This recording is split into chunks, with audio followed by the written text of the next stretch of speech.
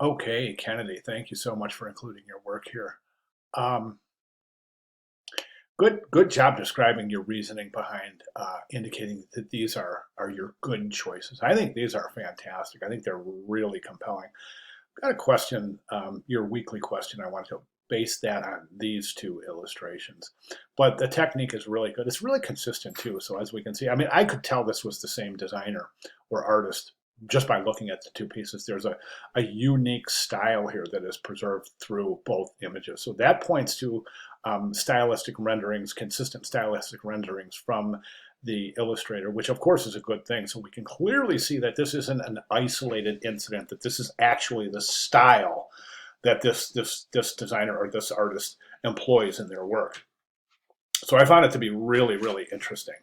Um, so I do have a question, your weekly question, but before I give you your question, I would like to address this right here. Now, to me, this isn't indicative of design work. It's more of a study.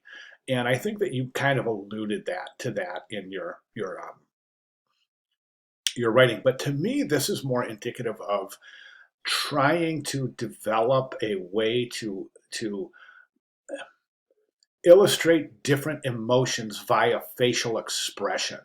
So, I mean, we could literally go through each one of these and add a word to it that describes the emotion associated with this visual expression, right?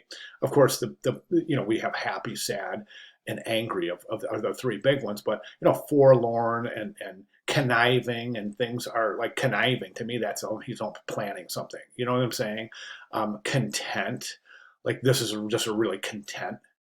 We have surprised. We have all sorts of different attributes, and to me, this is a basic study in, again, as I said, the ability to create communicative intent based on the facial expressions of a specific piece. Now, to me, this is a study. It's just a study because I think that these are something that could be applied to an illustration, but I think at this stage, I think these are still just basic studies of facial characteristics as they relate to emotion. Okay, now your question of the week is this. So in these pieces, and I wanted to say, and since these are the same artists, let's just group these and answer the question based on both of these. But how does the use of color communicate the central idea? Okay, again, and let's add tone to that too.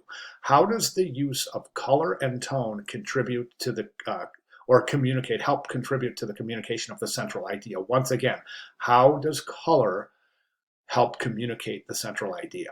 Okay, great job, Kennedy. Thank you very much for sharing your work.